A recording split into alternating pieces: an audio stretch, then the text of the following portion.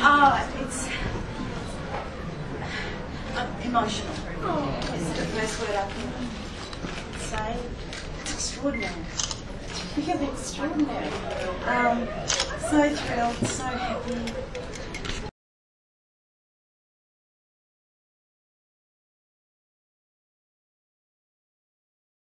I've only been in the industry for like 1 second.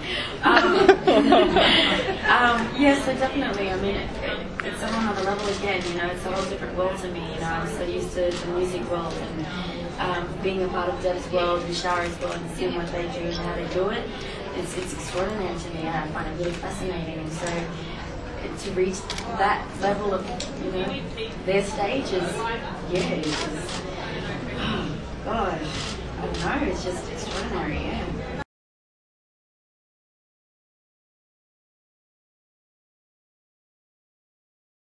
Oh yeah, certainly. Just trying to zone in the character, I guess, you know, playing Julie.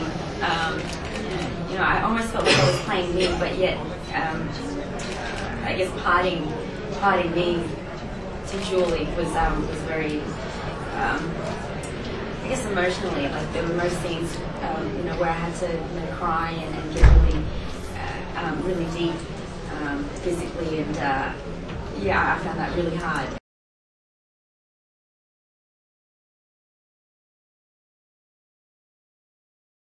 No, every film that you make is a roll of the dice. You don't know how audiences are going to respond. You don't know how it's going to be received, both critically or publicly. So the fact that we're here and we've become successful at the box office. No, we were on the banks of the Murray River in Albury-Wodonga. We didn't think that far ahead.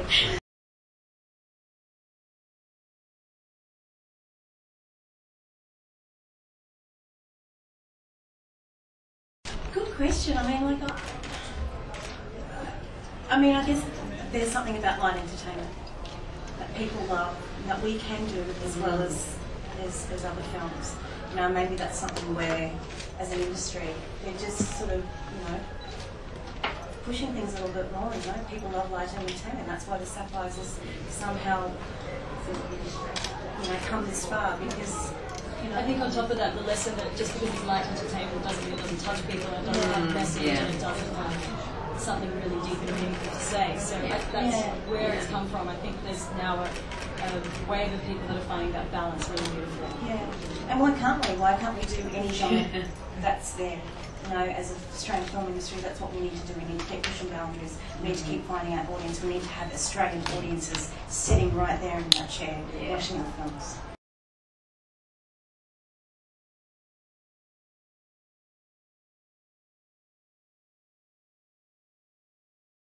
Because we're about telling our own stories. We're telling our own stories now. We've got that creative control. And in every field. So when you've got that creative control, then you can really push boundaries. You don't have to walk on eggshells. You can actually come from a personal point of view, from an insightful point of view. You can push it emotionally. You can actually really tackle the issue at a gut level. That's why. Yeah.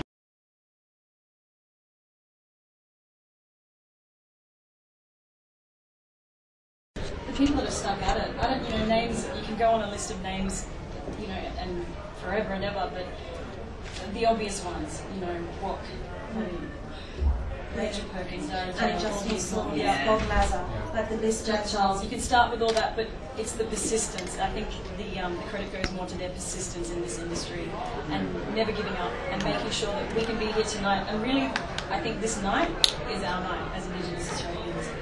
We've won so many awards tonight, and it's out of this world. It's, like Deb says, we've controlled our stories, and through that, people have realised it's not an Indigenous story; it's a story, and you can identify with it. Anyone in this room can identify with any of the stories that have won awards tonight. Red Van Now, Marbo that Screamed, Sapphires, all of the above.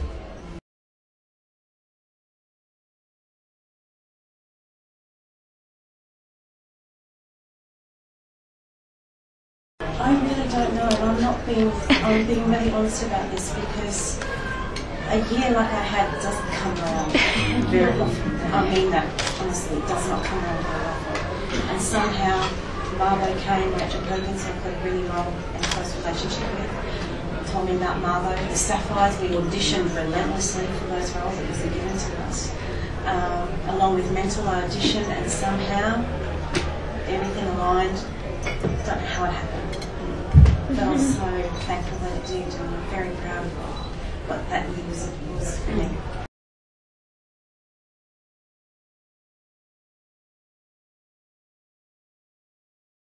Oh, absolutely. I mean, our arts industry, I mean, we're always saying, please, invest more in our films, invest more in our theatre.